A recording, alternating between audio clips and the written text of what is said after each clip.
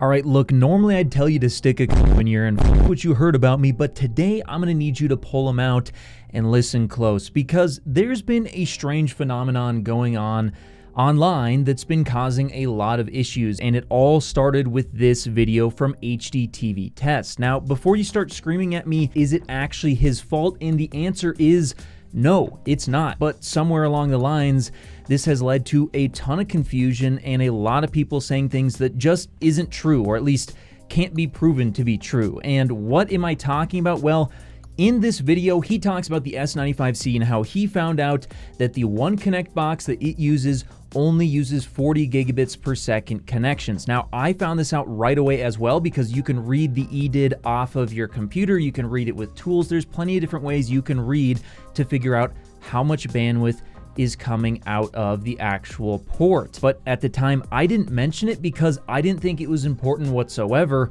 And the reason why is because I knew that 40 gigabits per second was plenty even for PC gamers because clearly they were using display stream compression. So I thought, you know what, who cares? As long as it's getting the job done, does it really matter how they do it? If it's visually lossless, I guess I can't really get mad at them. Would I prefer if it was 48 gigabits per second? Sure, I think they should on a premium product, but it's not something I would get angry about. But that's actually not what this video is about. During the video that he put out, he actually mentioned that essentially there's a possibility, I'm just kind of paraphrasing here, that it could be causing issues for high-end PC gamers. In fact, I'll let him speak for himself. At this point, I want to make it very clear that only super high-end PC gamers could be affected by a lower HDMI 2.1 bandwidth of 40 gigabits per second, which is perhaps the reason why some users are encountering problems with stable 4K 144Hz video signal from certain graphics cards displayed on the Samsung S95C. Now, as you can see there, and I will repeat it, he said specifically this, quote, which is perhaps the reason why some users are encountering problems with stable 4K 144Hz video signal from certain graphics cards. Now, why am I highlighting this? Well, I'm highlighting this because people have taken this out of context and are constantly telling me that the S95C has black screen problems because it doesn't have enough HDMI 2.1 bandwidth. And I'm going to tell you right now that that is very, very unlikely to be the case. Now, NVIDIA does have their own issues with display stream compression in their driver. There's quite a few that I've documented. So it could be a knock-on effect that some issues you have with the TV could be because it's using display stream compression, but that's not the TV's fault, that's actually NVIDIA's fault.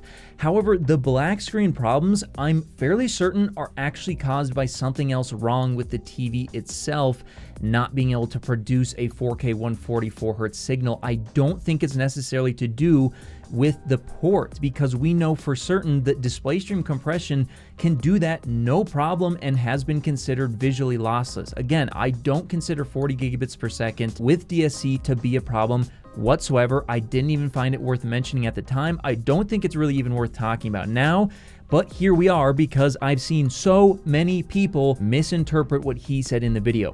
Keep in mind, what he said was essentially him speculating, hey, maybe this could be causing issues. At no point did he say this is the reason why you're having problems. So no, he did not do anything wrong in this video, and I don't know how this got so out of control, but now there's people all over the internet who think that 40 gigabits per second is not enough to send 4K 144Hz, when in fact it definitely is. And I'll also tell you that just because you're having problems on NVIDIA, that does not mean that it's the problem of not enough bandwidth. Again, NVIDIA has their own driver problems, but I'll tell you, even on an AMD card, which does not have display stream compression problems, I still got every once in a while some black screens. And in fact, guys, I think the problem could be caused by either an inadequate power supply or, as some users have found out, when the One Connect box gets too hot, that's when they're experiencing black screens, or at least that's what they think is going on, as people have been strapping fans to the thing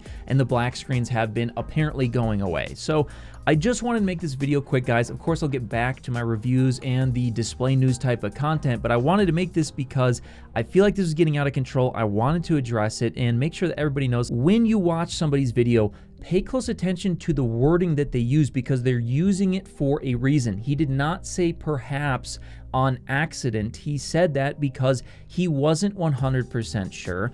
I'm still not 100% sure exactly what's causing the black screens, but I'm pretty sure it's not the 40 gigabits per second, as that has not been an issue with any other displays that use display stream compression, and I don't see any reason why it would be an issue here. Whether you're looking to connect a new console, gaming PC, or just need a fast and reliable HDMI cable to connect over long distances, 𝗪𝗡 has you covered with their certified 8K HDMI 2.1 fiber optic cable available in sizes of up to 50 feet and can deliver a perfect full 48 gigabits per second connection over distances other cables could only dream of reaching. And with 48 gigabits per second of bandwidth, it can easily drive 8K 60 FPS or 4K 144 FPS 10-bit HDR video through its ultra-thin, flexible, and durable housing, and it even supports ER. So if you're in the market for a cable that can drive a beautiful new TV or monitor, be sure to check out 𝗪𝗡 on Amazon today.